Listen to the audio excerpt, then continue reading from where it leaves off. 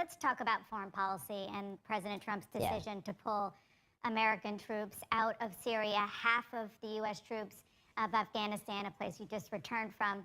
You have said this could pave the way for a second 9/11 in the U.S. If ISIS reconstitutes itself after the U.S. leaves, does President Trump bear responsibility? Well, number one, everything we're dealing with today falls on Obama's watch. He's the one that withdrew from Iraq. In 2011, October the 21st, but he did it because there was a status of forces agreement with Iraq, right? No, that's a bunch of bullshit. Pardon my French. That's a complete lie.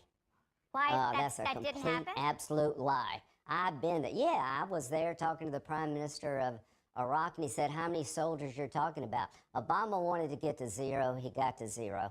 In October the 21st, 2011, I said, I hope the president's right. Now I'm wrong, but I fear this decision will come back to haunt us. ISIS came about as a result of our withdrawal from Iraq. The caliphate was established in Syria because Obama sat on the sidelines and watched the place be dismembered. But now President Trump is let's focus on now.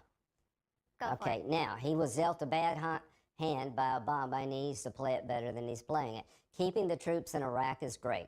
Right now, after having been back from Afghanistan, I can tell you that ISIS is on the rise in Afghanistan. But if Pakistan would help us, we could get Taliban to the table and end the war in Afghanistan. Our presence then would be focused on counterterrorism, ISIS. As to Syria, there are three things important to this country. Number one, make sure that ISIS never comes back in Syria. That's why we need to keep some of our troops there. They're inside the 10-yard line in defeating ISIS, but we're not there yet. If we leave now, the Kurds are going to get slaughtered. I'm going to talk to him at lunch. He has talked to General Dunford. I got a call from General Dunford. The president is reconsidering how we do this. He's frustrated. I get it. People should pay more. They should fight more. But we're not the policemen in the world here. We're fighting a war against ISIS. They're still not defeated in Syria. I'm asking the president to make sure that we have troops there to protect us. Don't outsource our national security to some foreign power. If we leave now, the Kurds will get in a fight with Turkey. They could get slaughtered. Who would help you in the future? And if we leave now, there'll be a land bridge from Tehran to Beirut. And this is something you're going to tell the president weapons at lunch against today? Israel. Yeah, I'm going to ask the president to do something President Obama would never do. Reconsider. This is being done by President Trump against sound military advice. The president went to Iraq. Thank you very much for going.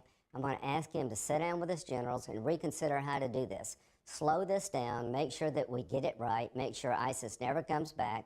Don't turn Syria over to the Iranians. That's a nightmare for Israel. And at the end of the day, if we leave the Kurds and abandon them and they get slaughtered, who's going to help you in the future?